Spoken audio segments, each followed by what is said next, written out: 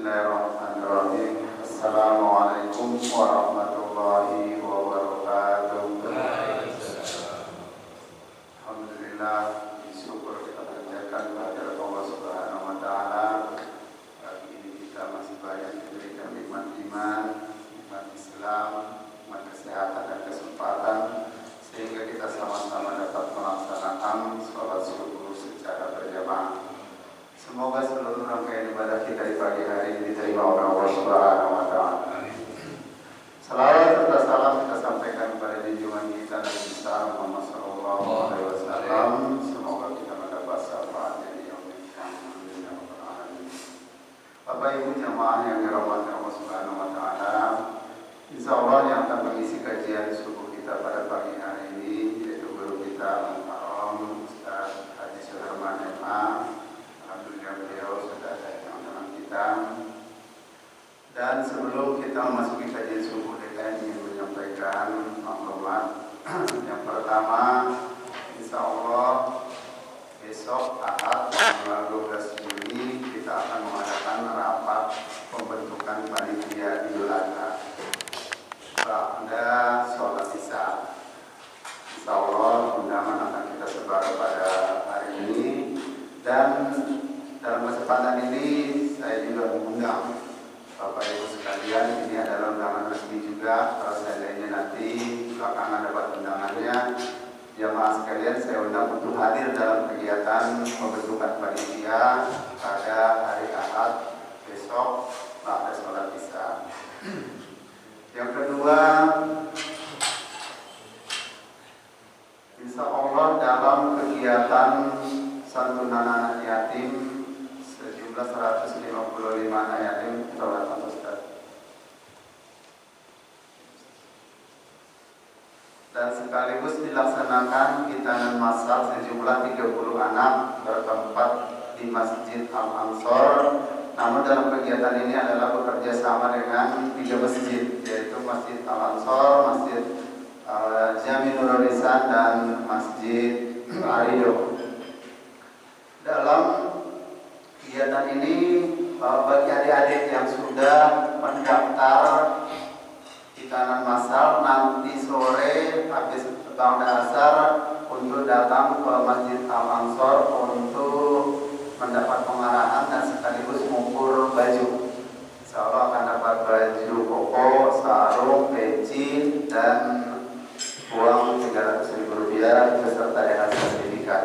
Jadi adik-adik yang sudah daftar nanti silakan hadir di Masjid Al-Ansor pada asar. Baik, itu saja pengumuman yang disampaikan oleh DKM. Mari kita ikuti kajian yang disampaikan oleh guru kita. Temanya tentang persiapan Idul Adha, ya, Idul Kurban. Untuk itu kami persilakan.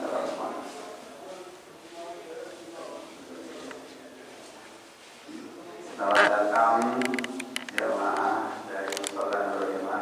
Alhamdulillah setiap hari, setiap Sabtu makin banyak nih. Alhamdulillah luar biasa. Pasti ada sedekah masuk.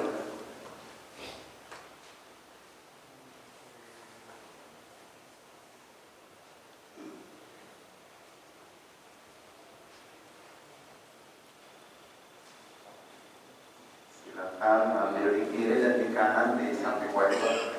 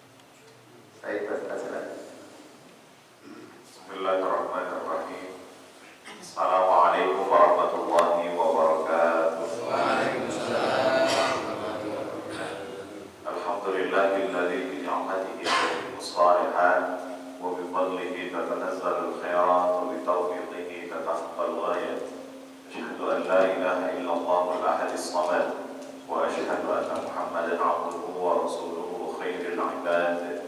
الصلاة والسلام على نبينا محمد سيد السادات وعلى آله وأصحابه النجوم النيرات. أما بعد، معاشر المسلمين وزمرة المؤمنين السعادة الله، jamaah salat subuh yang dimuliakan Allah Subhanahu wa taala. Kita bersyukur kepada Allah pagi ini diberikan kesempatan yang sangat berharga untuk membuktikan wujud syukur nikmat kita melalui ibadah terbaik pagi ini. Yang mudah-mudahan seluruh rangkaian ibadah subuh yang baru saja kita laksanakan seluruhnya diterima oleh Allah Subhanahu wa taala dengan penerimaan yang terbaik dan menjadi amalan-amalan terbaik pula saat kita menghadap Allah Subhanahu wa taala. Salawat dan salam senantiasa tercurah limpah pada sosok suri tauladan dalam setiap aspek kehidupan kita. Beliau adalah Nabiul Mustafa Muhammad sallallahu alaihi wasallam beserta keluarganya, sahabat-sahabatnya, para tabi'in wa tabi'in tabi'in. Mudah-mudahan seluruh rangkaian salawat yang selalu kita ucapkan melalui lisan ini menjadi sumber kekuatan bagi kita untuk terus melanjutkan estafet dakwahnya, menghidupkan segala sunat-sunatnya, sekaligus menjadi bukti syafaat untuk semua bagi kita kelak di yaumil qiyamah. Ada story. Bang Nasir, kalau story-nya dikurangin ya, story agak story.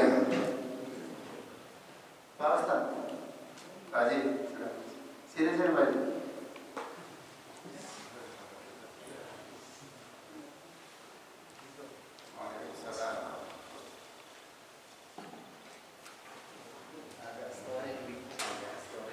Kita awali dengan membaca surat Al-Fatihah. Kita terus bermohon kepada Allah izin daripada surat Al-Fatihah ini senantiasa menjadi wasilah penyembuh manakala ada di antara sanak famili, guru-guru, sahabat, bahkan jamaah kita yang sedang sakit, menjadi nilai pahala yang sangat berharga bagi mereka yang sudah mendahulukan kita, khusus para orang tua kita, guru-guru kita, sahabat kita, jamaah kita.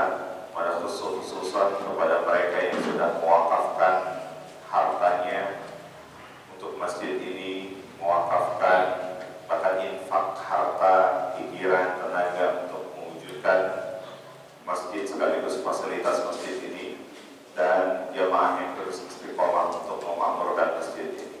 Ala hadhihi niyyah wa ala kulli niyatin salihah wa ila hadratin Nabi Mustafa Muhammad sallallahu alaihi wasallam. Al-Fatihah. A'udzu billahi minasy syaithanir rajim. Bismillahirrahmanirrahim. Alhamdulillahi rabbil alamin. Ar-Rahmanir Rahim. Maliki yaumiddin. Iyyaka na'budu wa iyyaka nasta'in. Ihdinas siratal mustaqim. Siratal ladzina an'amta 'alaihim ghairil maghdubi 'alaihim waladdallin.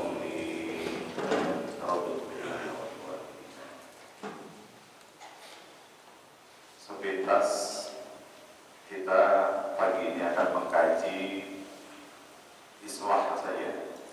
Jadi ada beberapa ayat-ayat yang selalu dijadikan dalil terkait Idul Kurban atau Idul Adha. Padahal ayat itu tidak ada korelasinya berkenaan dengan kurban maupun Idul Adha. Ayat yang selalu tersampaikan terdapat pada Quran surat Al-Kautsar ayat kedua. Fasalli li rabbika wanhar. Kalau diterjemahkan di situ, maka sholatlah kalian dengan menyebut nama Tuhanmu dan menyembelihlah atau dan berkurbanlah. Sekali lagi, ayat kedua dari surat Al-Kautsar itu cara track recordnya atau asbabun nuzulnya tidak ada kaitannya berkenaan dengan Idul Kurban, tidak ada kaitannya dengan Idul Adha, apalagi dalam proses penyembelihan. Namun karena hanya mempelajari, memaknai Al-Quran dilihat atau ditinjau dari terjemahannya, akhirnya menggunakan ilmu cocokologi rasanya pas. Sebab informasi ayat kedua itu berbunyi sholat terlebih dahulu baru penyembelihan. Padahal ayat-ayat terkait kurban banyak sekali. Esensi kurbannya nanti kita akan dapatkan dalam Quran surah Al-Imran, bayyana Allah luhumuha wa la shibahuha walakin yanaluhu taqwa. Allah enggak menginginkan dagingnya, Allah enggak menginginkan darahnya, tapi Allah menginginkan takwanya di sini.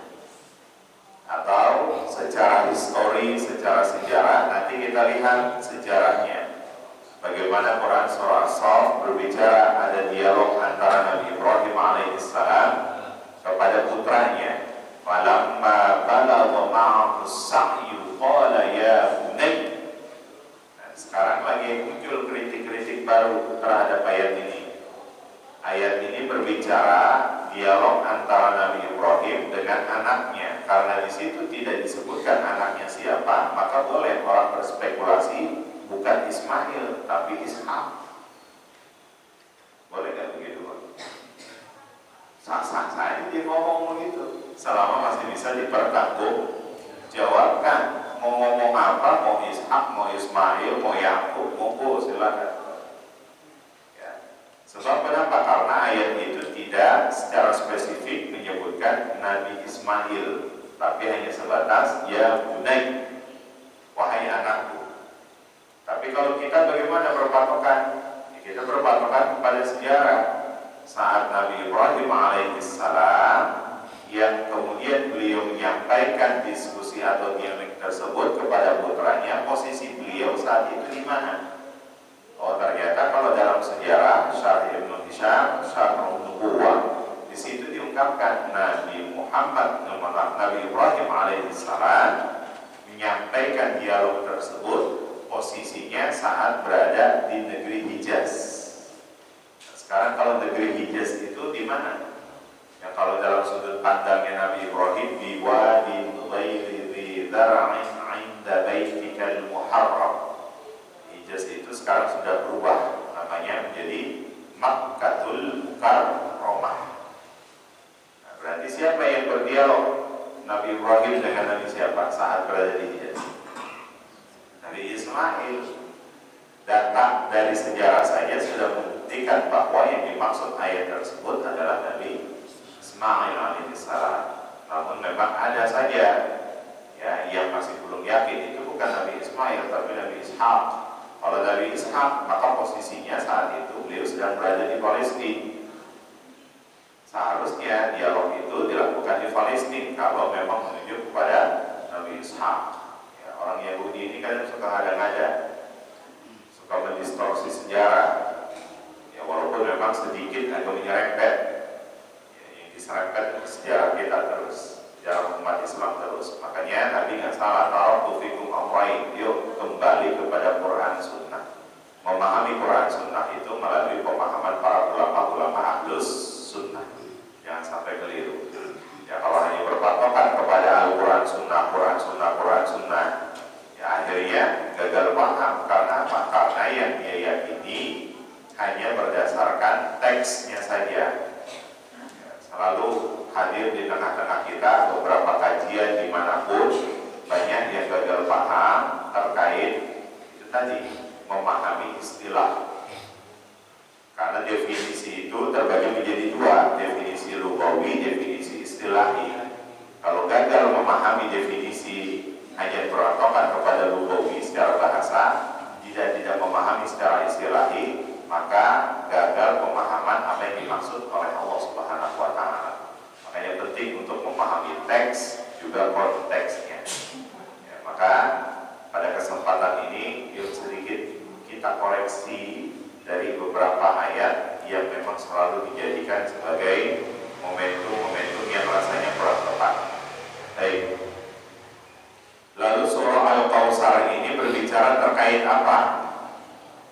Surah Al-Kautsar yang barangkali cuma 3 ayat, yang ini merupakan ayat atau surat gacoan kita mulai sholat. Ya, rasanya mustahil gak hafal ayat ini atau surat ini. Rasanya juga keliru kalau memang ada yang belum menghafal surat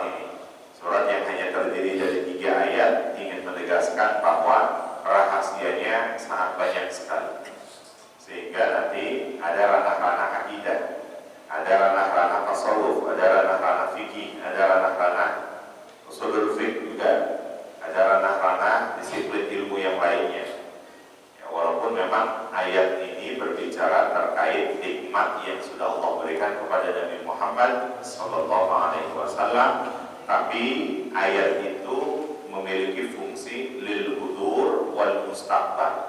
Sekalipun itu 14 abad yang lalu diberikan kepada Nabi Muhammad, tapi juga berlaku kepada siapa yang nanti berinteraksi dengan Al-Quran. Maka Bapak Ibu dirahmati Allah Subhanahu wa Ta'ala, sedikit kita membedah rahasia yang ada dalam Quran surah Al-Kautsar, yang sehingga nanti jangan sampai menempatkan ayat ini selalu menjadi dalil terkait Idul Kurban atau Idul Adha. Mau MC-nya nanti yang menyampaikan, apalagi isi khutbahnya, selalu kita dapatkan kalimatnya fasholli li rabbika wanhar, sholat dulu baru melaksanakan penyembelihan. Padahal kalau diksi penyembelihan dalam Al-Quran itu tidak menggunakan nahar, tapi menggunakan dzabh. Makanya penting kita memahami disiplin ilmu Al-Quran. Salah satu penunjangnya adalah ilmu nahwu, ilmu sharaf. Kadang kita kan dulu kalau di MI cuma menghafalnya saja, fa'ala yaqulu fa'alan wa fa'alan fa huwa fa'ilun wa dzaka maf'ulun. Padahal di situ ketika ada perubahan, maka berubah maknanya semuanya. Karena kita hanya modal hafalan saja karena memang dituntut oleh guru-guru kita, udah hafalin. Tapi di situ ada beberapa perubahan. Ziyadatul mabna tadullu ala ziyadatul ma'na. Perubahan artinya, berubah lagi maknanya. Nah, cuma karena keterbatasan kita menerjemahkan, akhirnya terjemahannya itu saja. Ya. Baik. Bismillahirrahmanirrahim. Inna a'tainaka al-kautsar. Inna, kata inna di sini menunjuk lil hurmah.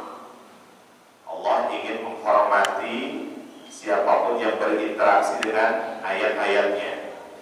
Makanya kemurnian Al-Quran sampai dengan detik ini karena masih dijaga oleh siapa? Oleh hambanya yang selalu berinteraksi. Cara interaksi kita dengan cara seperti apa? Membacanya, mengkajinya. Bahkan kalau kita nggak mampu, masih ada di antara kita yang mampu untuk menjaga kemurnian Al-Quran itu dengan menghafalnya.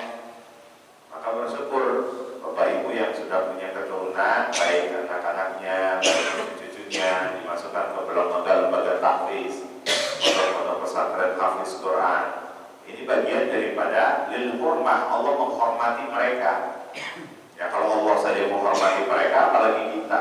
Makanya kalau berpapasan atau bertemu dengan anak-anak yang hafiz Quran, itu salah satu kebanggaan kita adalah menghargai dan menghormati mereka. Inna, maka siapa saja yang berinteraksi dalam konteks ayat itu? Mereka Jibril, Nabi Muhammad SAW. Kemudian dilanjutkan kepada mereka yang berinteraksi dengan cara menghafalnya. Barangkali kita ini cuma baru dua fase, kita membaca, kita berinteraksi dengan cara mengkajinya. Nah, tapi nanti kalau ada kesempatan masuk ke ranah 3, berinteraksi dengan cara menghafalnya. Ya, walaupun memang cara menghafal di usia berapa? Ya, rata-rata yang ada. Usia. Tapi tidak menjadi batas semangat, Pak, tidak menjadi alasan. Ya, Sayyidina Abu Bakar Siddiq radhiyallahu anhu, masya Allah, dia baru hafal Quran di usia 50, itu baru starting. Sayyidina Umar bin Khattab itu di masa tuanya, dia baru berinteraksi dengan Quran. Makanya ada sedikit metode yang keliru dari hafalan-hafalan anak-anak itu. Anak-anak kan pengennya metodenya cepat ya, Pak. Anak-anak milenial itu pokoknya pengennya serba instan, cepat, menghasilkan sesuatu yang cepat. Bahkan gurunya pun juga harus cepat. Padahal dia tidak tahu di situ ada proses. Ketika dia menikmati prosesnya, maka dia akan menjaga hasilnya. Nah, tapi kebanyakan memang ingin proses cepat, akhirnya hilang cepat seketika. Makanya dalam metode menghafal Quran itu coba lihat bagaimana Nabi mengajarkan kepada sahabat-sahabatnya. 3 ayat turun, di antara kalangan sahabat dihafalin, dikaji. Nggak cukup sampai di situ, coba diimplementasikan, diaplikasikan. Kalau ternyata belum bisa diaplikasikan, nggak nambah dulu ayatnya. Ini kadang kita pengen metode cepat, 40 hari hafal Quran, ya, 40 hari berikutnya hilang semua hafalannya. Karena apa? Segala sesuatu pengen serba cepat. Padahal dalam proses itu Allah melihat namanya prosesnya, bukan hasilnya nanti. Ya, ini salah satu di antara metode yang sekarang banyak keliru dari lembaga-lembaga tahfiz, apalagi pesantren tahfiz. Ya, padahal dalam metode hafalan cukup Nabi mengajarkan 2 ayat selesai, 3 ayat selesai. Kalau belum mampu bisa diaplikasikan, maka jangan nambah ayatnya lagi. Maka disitulah akhirnya mereka memahami, oh ayat ini berbicara terkait ini, ayat ini berbicara terkait ini. Ya. Nah sekarang kita nggak hafal semuanya 12, dan kita nggak tahu ayat ini bicara tentang apa. Makanya banyak yang keliru. Surah Al-Kautsar kaitannya dengan keturunan Nabi, nikmat yang Allah berikan kepada Nabi, akhirnya dijadikan apa? Dalil daripada Idul Adha, Idul Kurban dan sebagainya. Waliyadzubillah wa na'udzubillah. Inna a'tainaka. A'ta di sini maknanya adalah memberi sedikit. Ya. Jadi a'tainaka al-falaq. Ya. Contoh misalkan Pak Arifin, beliau memberikan saya air. A'ta di situ maknanya adalah pemberian yang sedikit. Al-Kautsar itu diambil dari akar kata kasir. Kasir itu maknanya banyak. Jadi kalau diterjemahkan, sungguh kami sudah memberikan kepadamu sedikit banyak. Apa maknanya? Kok masih sedikit banyak? Maksudnya gimana? Laisa kasir. Laisa kasir, iya gak banyak gitu maksudnya. Maksud ayat itu apa? Allah sudah memberikan kepada Nabi Muhammad sedikit banyak. Kalau mau sedikit ya sedikit aja, banyak aja. Boleh fakon. Apa maksudnya di sini? Nah inilah ada rahasianya. Ketika maksud Allah menerjemahkan atau memberikan diksi atau narasi hal demikian, memberi sedikit banyak, yakinkan saat kita memberi rasanya baru sedikit. Tapi saat kita menerima sesuatu rasanya sudah banyak, sehingga tidak muncul apa di situ. Saat kita memberi udah cukup, jangan banyak-banyak. Sifat qanaahnya di situ. Dan ini kalau dalam hukum zakat merubah mindset dari mustahik menjadi muzaki. Orang kan kalau memberi perhitungan tuh Pak. Makanya dalam Al-Quran, lan tanalul birra hatta tunfiqu mimma tuhibbun. Kita ini belum dianggap baik, belum dianggap bijak kalau belum mengeluarkan segala sesuatu mimma tuhibbun, apa yang kita cintai. Sahabat-sahabat itu kalau udah dengar besok kita jihad di sana, sahabat-sahabat itu langsung 50% harta saya, 100% harta saya. Mimma tuhibbun. Kalau kita kan pilih-pilih dulu. Ya, apalagi kalau ada dalam urusan bakti sosial, bahasanya kurang enak sekali itu. Dia kumpulin baju bekas. Ya udah akhirnya dikumpulin baju bekas betulan. Coba kalau bahasanya dinarasikan lagi, yuk dikumpulkan baju layak pakai. Ya barangkali baju layak pakai bisa jadi dia beli dulu, kemudian dia berikan. Ya, ini kadang bahasanya yang narasi-narasi yang seperti ini yang akhirnya membuat keliru seseorang. Nah makanya Bapak Ibu dirahmati Allah Subhanahu wa Ta'ala, ketika Allah menyarankan a'tainakal kautsar kepada Nabi Muhammad, yakinkan rasanya baru sedikit ketika engkau memberi, tapi saat engkau menerima nikmat dariku rasanya sudah terlalu banyak. Makanya sampai kata Allah, wa in ta'uddu ni'matallah la tuhsuha, enggak bisa dihitung-hitung nikmat Allah itu. Dan ini salah satu di antara metode bagaimana merubah mustahik menjadi muzaki. Makanya sekarang di beberapa lembaga zakat itu sudah memperbaiki penyaluran. Ya, dalam proses penyaluran itu terdapat dalam Quran surah ke-9 ayat 60 untuk tupoksi fuqara dan masakin tidak terlalu banyak. Tapi justru tupoksi yang lebih banyak itu kepada siapa? Fi sabilillah. Fisabilillah itu dalam bentuk apa? Ya beasiswa. Fisabilillah itu dalam bentuk apa? Ya barangkali guru-guru yang diberikan, ya kemudian nanti mereka memiliki tujuan, harus ilmu yang mereka dapat, kemudian mereka abdikan. Setelah diabdikan, bagaimana kemudian tepat sasarannya, merubah mindset para mustahik tadi menjadi muzaki. Seperti itu. Kalau masalah saya pernah sampaikan ya, hari ini waktu Ramadan, masalah zakat. Apalagi kalau nanti ada di antara bapak ibu yang putra putrinya terbentur dengan biaya kalau lagi kuliah, nggak usah takut, ajukan saja ke lembaga-lembaga zakat. Sekarang lembaga zakat itu tuh proksi beasiswa lebih besar. Ya, jadi nggak usah takut. Kalau misalkan memang LPDP itu kan syaratnya memang lumayan banyak. Syaratnya harus penelitiannya, risetnya sekian, nilainya sekian. Tapi kalau di lembaga-lembaga zakat ya silakan saja, tapi dengan syarat nanti setelah selesai Anda harus mengabdi. Pengabdiannya apa? Ya ini membimbing para fuqara masakin agar bisa merubah mindsetnya. Ya. Ini salah satu di antara lembaga zakat. Apalagi kalau di Brunei, apalagi kalau di Malaysia, mereka sulit menyalurkan zakat itu kemana. Maka justru kebanyakan di antara mereka penyaluran zakatnya lebih banyak ke mahasiswa-mahasiswa.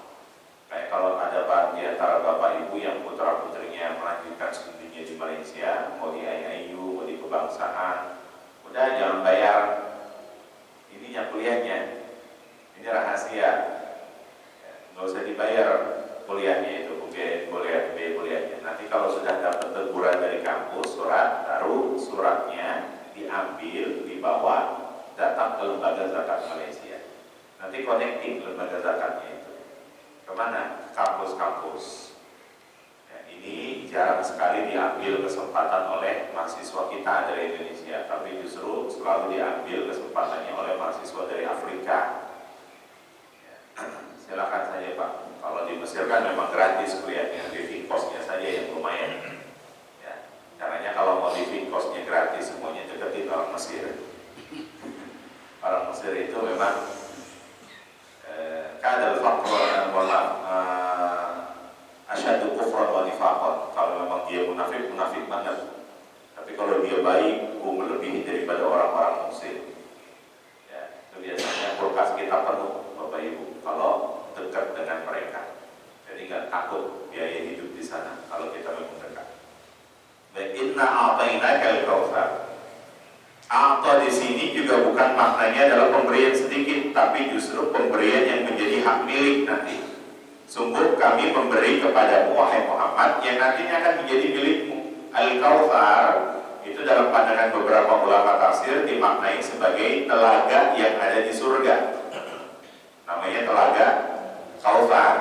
Telaga Kautsar itu apa? Telaga yang, Masya Allah, kalau Bapak lihat pemberitaan sekarang ini, melihat begitu jernihnya sungai Are, ya, tempat di mana Allah yarham insyaallah, ya, putra daripada Pak RK, Pak Ridwan Kamil, sebab mautul muqri, orang yang mati tenggelam itu syahid, nggak diakui di dunia, tapi nanti penghuni-penghuni akhirat mengakuinya. Kau syahid, itu namanya syahid akhirat.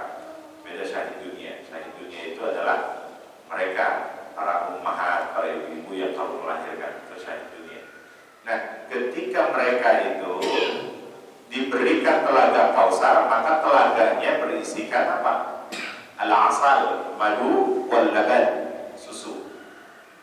Nah, kalau Bapak melihat sungai Arus sepanjang jalan itu kan indah sekali. Ternyata di surga jauh lebih indah.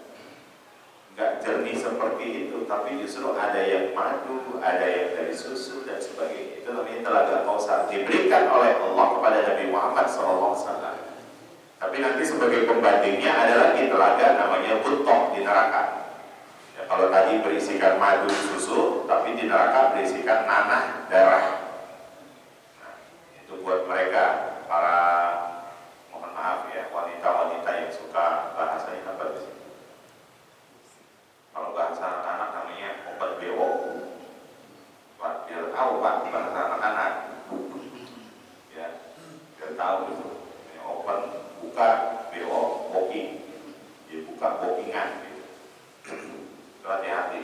Sekarang patut curiga anak-anak usia SMP udah punya iPhone 13 Pro, dari mana dapatnya?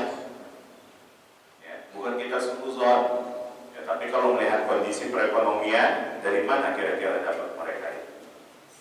Banyak sekali anak SMP, selalu kita teliti, kita buka terus handphonenya. Jangan sampai kalah. Kalau ketika orang tua kalah sama anaknya, sudah tinggal menunggu kedurhakaan si anak. Bapak-ibu dirahmati Allah Subhanahu wa taala. Inna a'tainaka al-kautsar. Al-kautsar dalam pandangan para ulama-ulama tafsir ada yang memaknai adalah sebagai telaga Kautsar. Tapi ada sebagian lagi para ulama, Al-Imam As-Sawi dalam tafsirnya Hasyiat As-Sawi ala Tafsiril Jalalain, beliau berpendapat Al-Kautsar itu bukan terkait dengan telaga Kautsar, juga bukan sesuatu pemberian yang banyak, tapi justru dikorelasikan, dikaitkan pada ayat ketiganya. Ayat ketiganya bicara tentang apa? Inna syani'aka huwal abtar.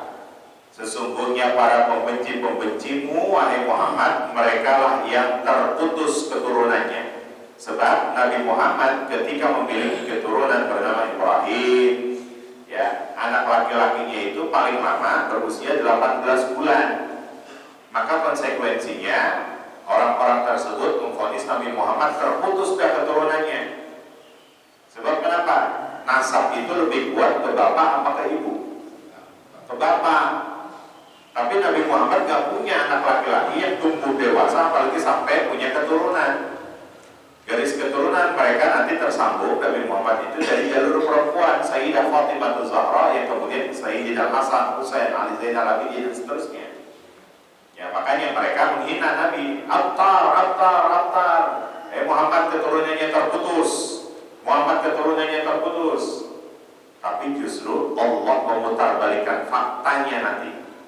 Justru engkaulah nanti yang menghina Nabi Muhammad, keturunanmu yang terputus. Makanya ayat pertama dikorelasikan pada ayat ketiga berkaitan tentang apa? Sungguh Muhammad, kami sudah memberikan kepadamu Al-Kautsar, keturunan yang banyak.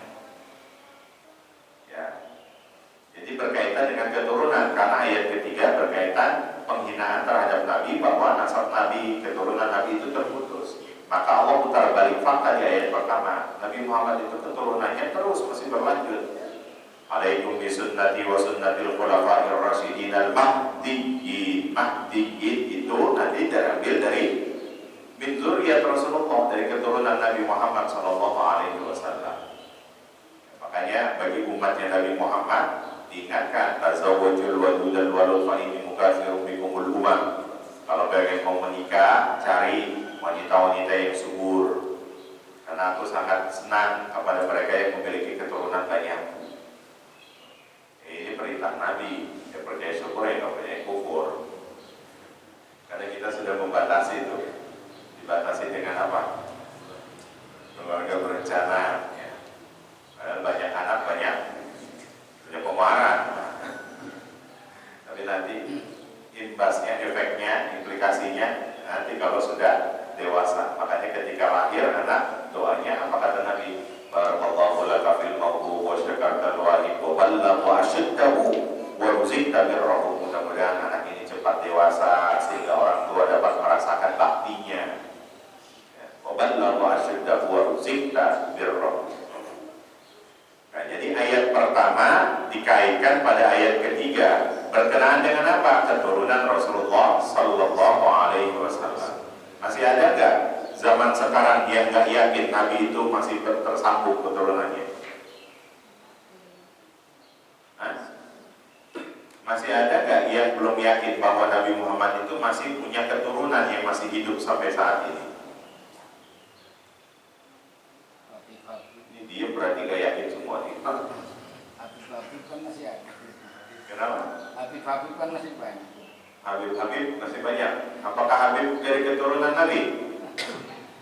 Ada yang nggak pakai gelar Habib tapi min dzurriyyat Rasulullah.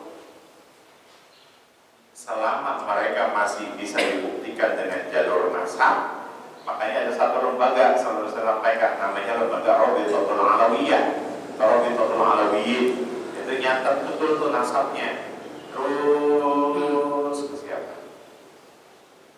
Itu sebagai bukti kalau memang mengaku sebagai keturunan Nabi. Nah kalau kita bukan keturunan Nabi, biar nyambung ke Nabi maka harus dibuktikan dengan sanad keilmuan. Kita belajar sama siapa? Belajarnya dengan siapa? Gurunya dengan siapa? Gurunya dengan siapa? Terus nyambung. Nah ini namanya nasab dan sanad, sehingga connecting kepada Rasulullah SAW. Sementara Nabi Muhammad SAW tadi sudah diberikan nanti keturunanmu yang begitu banyak dan tidak terputus. Kenapa kok beda halnya Nabi Muhammad dari garis keturunan perempuan nasabnya? Ya, ini salah satu di antara. Jangankan secara agama Pak, secara adat ada nggak yang lebih kuat nasabnya ke ibu? Adat mana? Adat. Kalau mau menikah itu kan ada istilah kata bundo, kanduang ya. Untuk kanduang itu kan nasabnya disebarkan ke ibu. Nah ini, jadi apa maknanya? Nasab itu tidak hanya kepada patokan laki-laki, tapi juga perempuan. Apalagi liutahhirukum tathhira. Nasab daripada Sayyidah Fatimah ini adalah sangat suci. Makanya dijaga betul oleh Allah Subhanahu wa taala. Coba cek Bunda, pernah nggak Bunda menstruasi? Pernah. Sayyidah Fatimah nggak pernah. Katanya beliau wanita suci. Salah satu di antara. Inna a'tainakal kautsar. Di ayat kedua inilah yang saya ingin koreksi karena banyak di antara kita yang berpatokan pada terjemahan. Fasholli li rabbika wanhar. Apa maknanya? Ketika engkau sudah mendapatkan nikmat yang begitu banyak dari Allah Subhanahu wa taala, fasholli, maka respon dengan cara apa? Wujud syukur nikmatnya. Kalau di terjemahan, barangkali di antara Bapak Ibu ada yang buka mushaf. Silakan, terjemahannya apa di situ? Fasholli, maka ada terjemahannya. Satu orang aja nggak apa-apa, biar sebagai bukti kuat terjemahan Al-Quran itu bagaimana menerjemahkannya. Dan kita harus hati-hati. Berarti kita kalau mau belajar Al-Quran itu butuh guru, tidak berpatokan kepada terjemahan. Sebab kenapa? Bahaya kalau dipahami secara teksnya. Maka butuh guru untuk menghadirkan caranya ya seperti ini. Bukan berarti langsung talaki lewat apa? Lewat cek Google. Apalagi sampai kepada Sayyid YouTube ya. Ada yang buka Al-Quran, boleh dibaca terjemahannya saja biar meyakinkan. Fasholli, apa maknanya situ? Maka laksanakanlah sholat. Maka laksanakanlah sholat. Nah, fasholli. Kata sholli ini selalu diterjemahkan dengan sholat terus. Padahal Pak, di sini ada penistaan diksi. Kalau di situ terjemahannya sholat. Contoh misalkan, bukankah Allah kalau mau menggunakan diksi sholat itu selalu ada embel-embel sebelumnya. Contoh ayat ketiga dari surat Al-Baqarah, alladzina yu'minuna bil ghaibi yuqimunas sholat.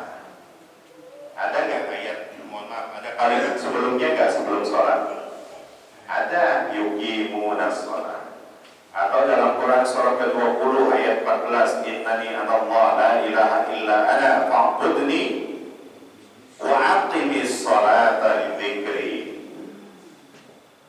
Jadi sebelum kalimat sholat ada kalimat sebelumnya. Atau contoh Quran surah ketiga ayat 39, fanadatsul malaikatu wa huwa qa'imun yusalli. Qa'imun yusalli. Jadi kalau Allah menginginkan yang dimaksud dari ayat itu sholat, pasti ada embel-embel sebelumnya. Apa itu? Yuqimu, aqimu, qaimun. Apa maknanya? Diambil dari akar kata koma. Apa makna koma? Koma itu berdiri tegak, sempurna. Makanya dalam mazhab Imam Maliki, rukun sholat pertama itu bukan niat, bukan juga takbir, tapi apa? Berdiri tegak sempurna. sunnah dulu, baru niat, baru takbir. Makanya kalau diartikan di situ sholat kurang tepat. Sebab apa? Masa orang ketika dapat nikmat, wujud syukur nikmatnya hanya sholat saja? Bisa nggak dengan ibadah yang lain? Bisa, nggak harus berpatokan pada sholat. Ya. Nah, kata sholli di sini nanti lebih tepatnya apa kalau diterjemahkan? Kita lihat misalkan, Innallaha wa malaikatahu. Apa terjemahannya? Sesungguhnya Allah dan malaikat-malaikatnya bersolawat. Artinya bersolawat apa? Mendoakan, gitu kan? Nah, berarti kata sholli di sini maknanya doa, atau enggak?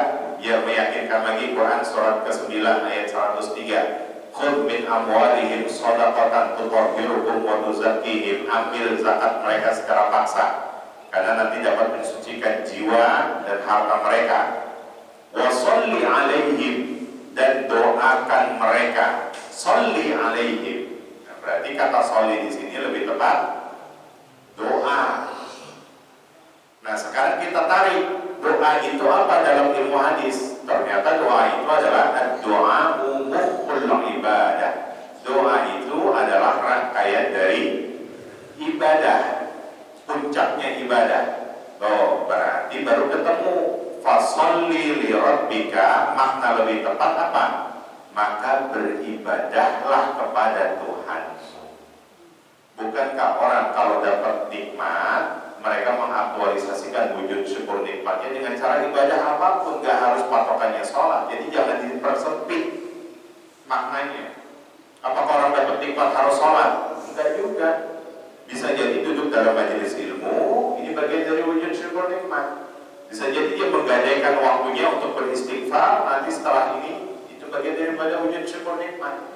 Bisa jadi sampai kepada ranah-ranah yang kecil saja keluar dari tempat ini, kemudian lihat ada paku di depan, disingkirkan. Itu bagian daripada wujud syukur nikmat. Nanti beda lagi dalam konteks berkah. Berkah apakah seperti itu? Itu beda lagi ranahnya. Nah, jadi sekali lagi, ayat kedua jangan mempersempit makna ketika orang mau wujud syukur nikmat. Silakan aktualisasikan ibadahnya dengan cara apapun, selama itu masih ditolerir oleh Allah dan Rasulnya. Ya, kecuali ibadah wujud syukur nikmat ngumpulin orang kayak di Depok kemarin, anak-anak muda, Allah Akbar, sampai gini Pak, syukuran habis kelulusan. Syukuran kelulusannya bagus karena pakai bahasa agama, syukuran kelulusan. Tapi ternyata nyewa rumah remahnya besar juga, ada kolam renangnya di situ. Ya, aktualisasikan segala sesuatu yang haram-haram, ada khamrnya dan sebagainya, ada vodka, ada alkohol, ada sampahnya, ada indeks, ada bulog, ada topi miring, ada topi nengcoy gitu. Nah, ini wujud syukur nikmatnya dengan cara ibadah. Apa sih ibadah itu? Ibadah itu adalah aplikasi yang mendekatkan diri kita kepada Allah Subhanahu wa Ta'ala. Makanya sampai ada larangan, kata Nabi, kalau kamu berpindah rumah, la hijrata ba'dal fathi, kemudian kamu dapat lingkungannya menginduksi untuk lebih dekat kepada Allah. Ini ada masjid di tengah-tengah kita. Oh, ternyata ada kajian kapanpun, ya, kemudian mendekatkan diri kita kepada Allah. Itu jangan coba-coba pindah lagi, kata Nabi. Sebab kenapa? Belum tentu kita dapat lingkungan yang sama. Ya, ini dengar-dengar kan mau ada gusuran ini.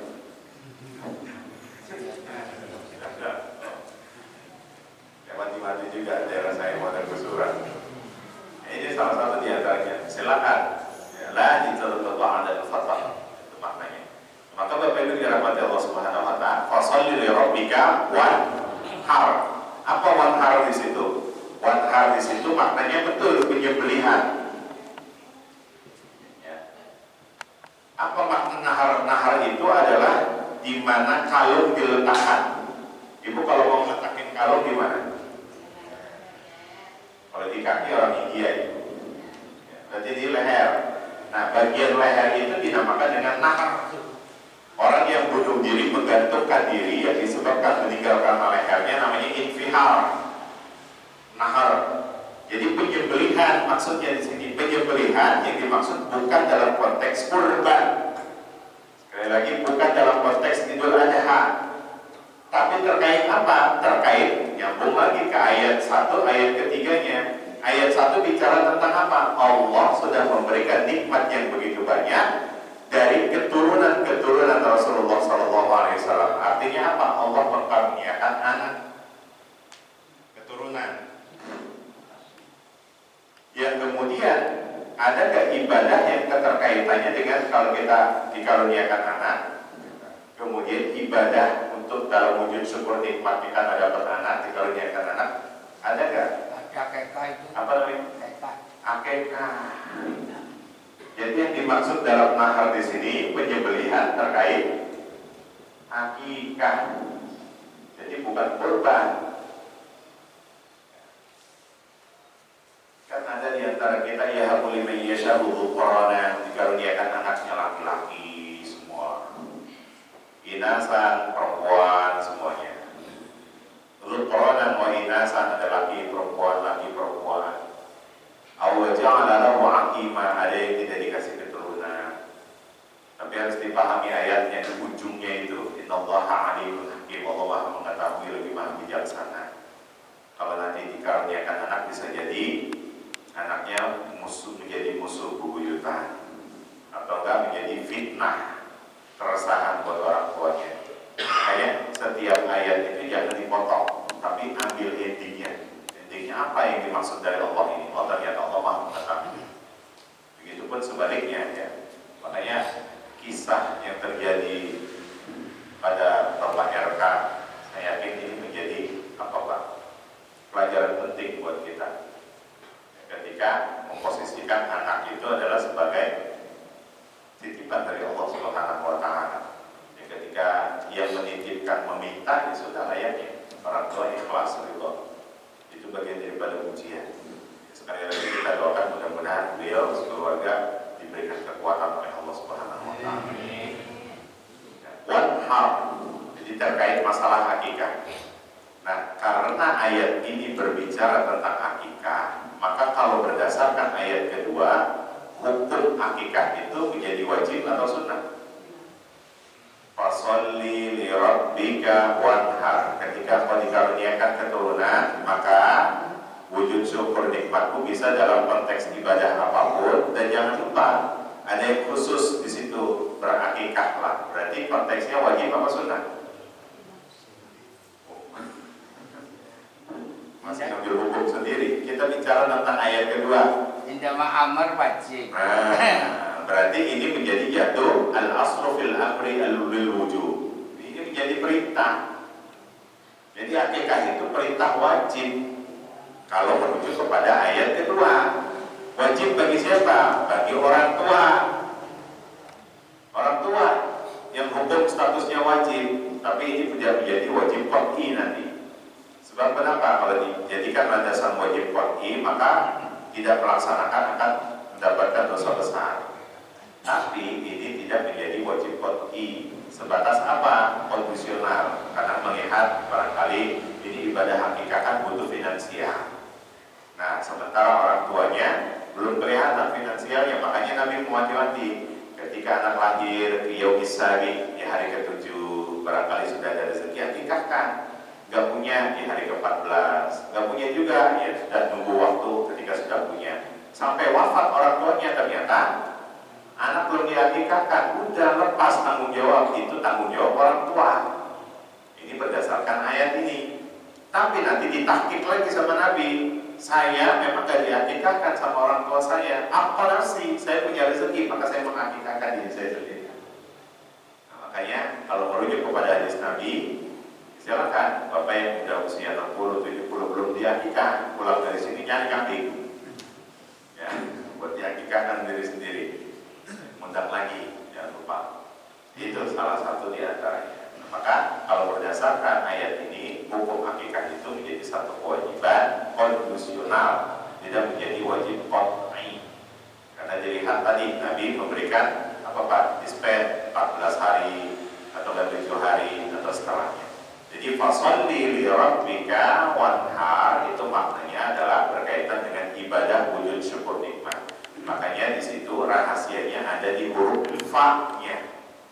itu huruf fa? Fa itu jawab asyartiyah. Apa maknanya jawab asyartiyah? Ketika kau mendapatkan nikmat, apapun itu bentuknya, kemudian kau respon cepat tanpa menunggu sedetik pun, tanpa menunggu hari, tanpa menunggu semenit, maka konsekuensi Allah terus tambah. Bahkan jangankan ditambah, sebelum kau minta sudah aku berikan, kata Allah. Ayatnya Nabi Muhammad SAW. Ayat ini berbicara tentang bagaimana responnya Nabi Muhammad terhadap takdir Allah.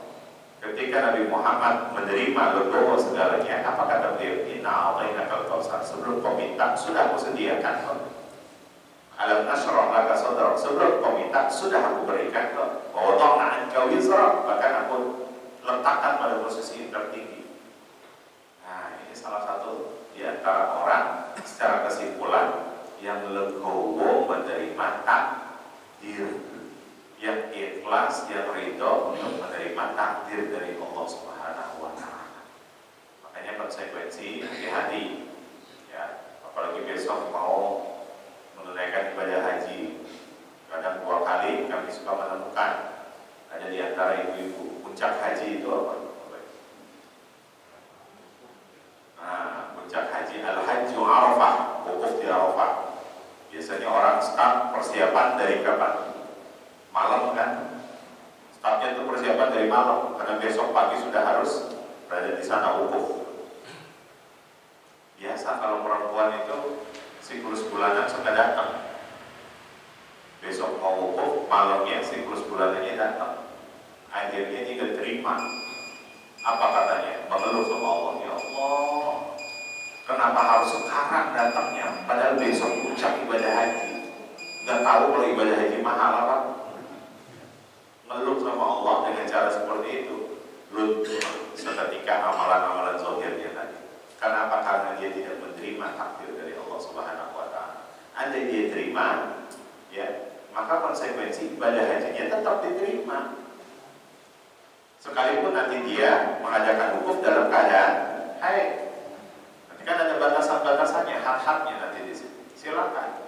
Selama legowo terhadap takdir Allah, maka insya Allah apa yang kita inginkan sebelum kita mengucapkan, Allah sudah berikan apa yang kita inginkan. Termasuk salah satu di antara kehebatan Nabi Muhammad, tidak pernah menuntut, tidak pernah mengeluh. Setiap apa yang diberikan oleh Allah, warḍa bima qasama Allah, inna a'tainakal kautsar. Konsekuensinya langsung diberikan, gak tanggung-tanggung. Kelangga kautsar yang ada di surga. Kecuali sesuatu yang belum terjadi, maka kita boleh ikhtiar dulu. Itu namanya nasib, pilihan kita.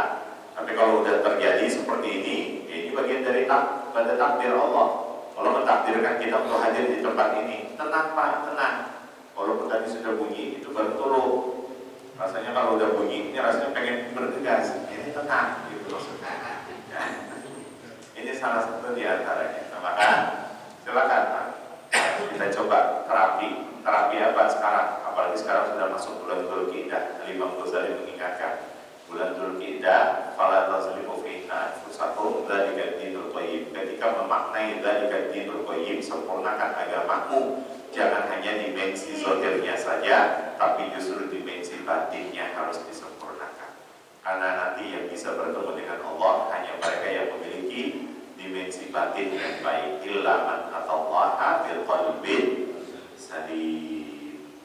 Ya, barangkali ini dapat saya sampaikan, Bapak Ibu. Jika ada yang mau didiskusikan atau ada yang ingin menambahkan, silakan. Ya, tadi masalah KK. Tadi kan sampai 4 tahun ya kalau nggak salah ya. Terus sampai begitu dewasa, anak juga nggak mampu. Kebetulan orang tua dapat rezeki. Berarti bisa juga.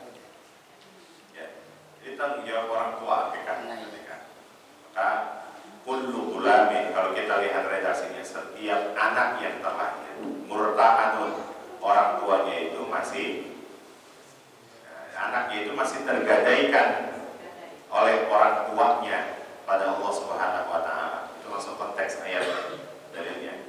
Jadi ya tetap kewajiban orang tua ya, tapi sekali lagi tadi Nabi mengajarkan, selama orang tuanya barangkali sudah tiada dan belum melakukan akikah, apa nafsi punya rezeki, maka dia menghakikahkan dirinya sendiri. Wah.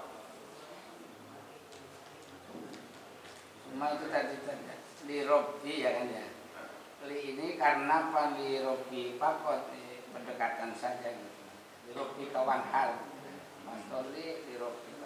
Ya, fasalli li rabbika. Lamnya di sini adalah al-ghayah, il-ghayah. Jadi kau ibadah ya tujuannya buat Allah. Lillah. Lillah.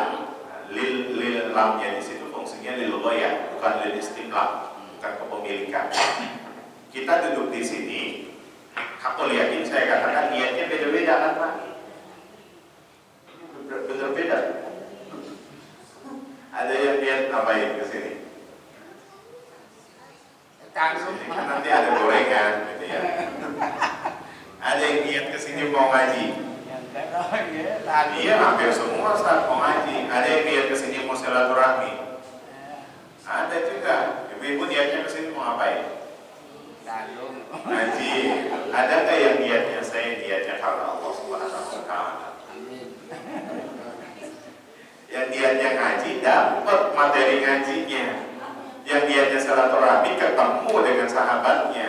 Tapi ketika kata Nabi, "Faman kanat hijratuhu ila Allahi wa rasulih." Siapa yang niatnya karena Allah Subhanahu Wa Taala, ngajinya dapat, silaturahminya dapat, ya gorengannya kan juga dapat. Itu salah satu di antaranya. Nah, makanya, mohon maaf lahir batin, setiap ibadah apapun selalu kata Allah jangan lupa al-hajju lillah, ya, as-salatu lillah. Makanya kalau kita melihat dalam surah Al-Fatihah, perhatikan Pak, iyyaka na'budu, asalnya itu na'budu iyyaka kalau dalam bahasa agama. Tapi kenapakah iyyaka terlebih dahulu? Jadi tujuan kita dulu diluruskan. Tujuan saya iyyaka, mau nanti apapun aktivitasnya ya iyyaka. Sehingga nanti ketika yaumul hisab, kemarin saya sampaikan, nanti kita ditanya, kau habiskan untuk apa hidupmu? Aku habiskan untuk belajar, aku menghabiskan untuk mengajar. Belajar di mana saja, mengajar kemana saja. Buat siapa memang? Fika ya Rabb, buatku wahai Allah. Tapi pada saat itu apa kata Allah? Yauma tublas sarair. Allah buka di situ rahasia-rahasianya. Apa yang ada dalam batin kita. Seketika apa? Baru diketahui. Ternyata tujuanmu bukan buat saya, tapi justru pengen dapat ilmu, pengen dapat gelar ustaz, pengen dapat gelar guru. Nah, baru di situ ketahuan yauma tublas sarair. Makanya orang yang niatnya karena Allah dan Rasul dapat semuanya insya Allah. Berproses memang kalau dalam niat Bapak Ibu. Silakan saja niatnya hari ini mau ngaji dulu. Besok berproses. Masa tidak ada proses untuk menjadi yang lebih baik?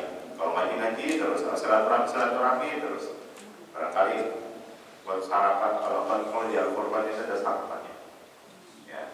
Ada anak-anak muda banyak rombongan. Kalian transit dari mana? Oh iya, sengaja kami melakukan perjalanan di sini. Kami belum punya kebutuhan banyak, ya kami transit di sini. Katanya ada setelah kajian makan-makannya. Ya, maka mereka transit tujuannya untuk itu. Insya Allah datang.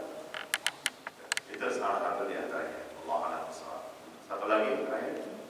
Pak Ustaz, kalau akikah kan harus kambing apa kalau diganti sama sapi gitu?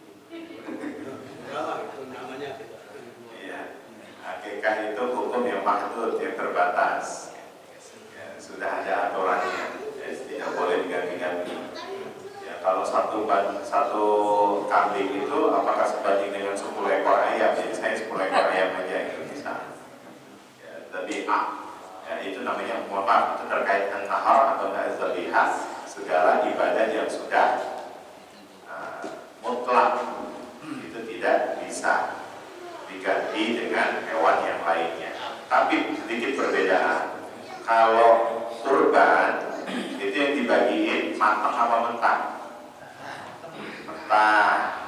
Kalau akikah matang. Ini salah satu di antara perbedaannya di situ. Kalau kurban saya matang kasih, ya itu silakan. Tapi lebih baik mentah. Sebab kenapa? La yanallahu al-luhumuha wa la dima'uha. Allah bukan menginginkan daging, darah dan sebagainya, tapi Allah menginginkan ketakwaan kita.